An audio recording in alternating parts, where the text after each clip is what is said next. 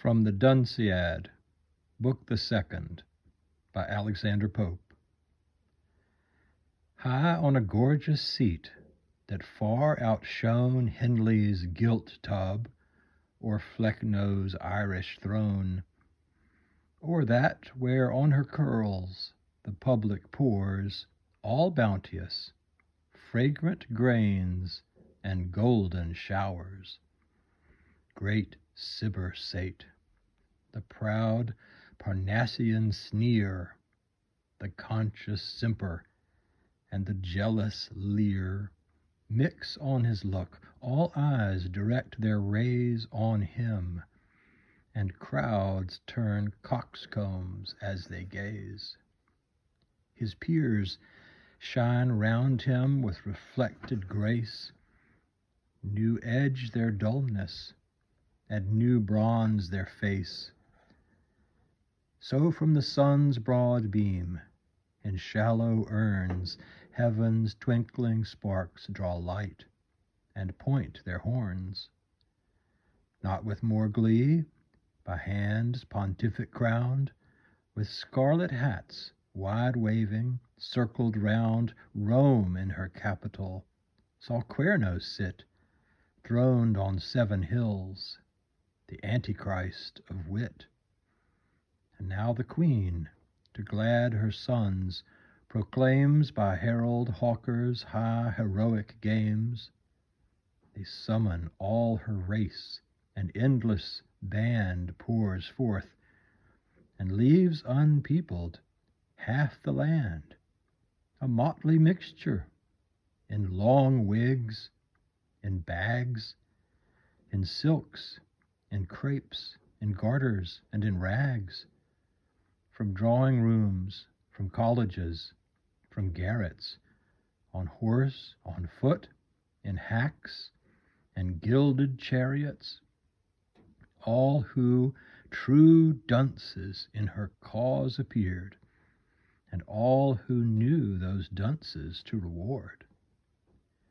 Amid that area wide they took their stand, where the tall maypole once o'erlooked the strand.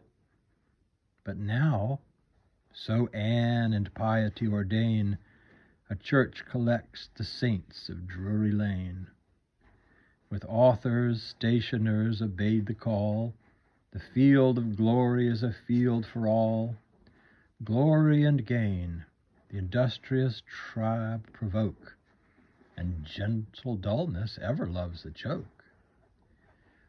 A poet's form she placed before their eyes, and bade the nimblest racers seize the prize. No meagre muse-rid mope, adust and thin, in a dun nightgown of his own loose skin, but such a bulk as no 12 bards could raise, 12 starveling bards of these degenerate days. All as a partridge plump, full-fed and fair, she formed this image of well-bodied air. With pert flat eyes she windowed well its head, a brain of feathers and a heart of lead. And empty words she gave, and sounding strain, but senseless, lifeless, idle, void, and vain, never was dashed out at one lucky hit, a fool so just a copy of a wit. So like that critics said and courtiers swore, a wit it was, and called the phantom Moore. All gaze with ardor, some a poet's name, others a sword knot and laced suit in flame. But lofty Lintot in the circle rose, "This prize is mine, who tempt it are my foes. With me began this genius, and shall end." He spoke, and who with Lintot shall contend? Fear held them mute. Alone, untaught to fear, stood dauntless Curl. Behold that rival here! The race by vigor, not by vaunts, is won, so take the hindmost, hell, he said, and run.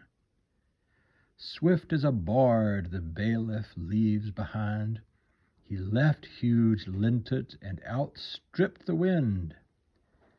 As when a dab-chick waddles through the copse, on feet and wings, and flies and wades and hops, so laboring on with shoulders, hands, and head, wide as a windmill, all his figure spread, with arms expanded burned, rose his state, and left-legged Jacob seems to emulate. Full in the middle way there stood a lake, which curls Corinna chanced that morn to make. Such was her wont, at early dawn, to drop her evening cates before his neighbour's shop. Here fortuned curl to slide, loud shout the band, and Bernard rings through all the strand. Obscene with filth, the miscreant lies bewrayed, fallen in the plash his wickedness had laid. Then first, if poets aught of truth declare, the caitiff vaticide conceived a prayer. Hear Jove, whose name my bards and I adore, as much at least as any gods or more, and him and his, if more devotion warms, down with the Bible, up with the Pope's arms. A place there is, betwixt earth and air and seas, where from ambrosia Jove retires for ease. There in his seat two spacious vents appear. On this he sits, to that he leans his ear, and hears the various vows of fond mankind. Some beg an eastern, some a western wind, all vain petitions mounting to the sky, with reams abundant this abode supply. Amused he reads, and then returns the bills signed with that ichor which from gods distills.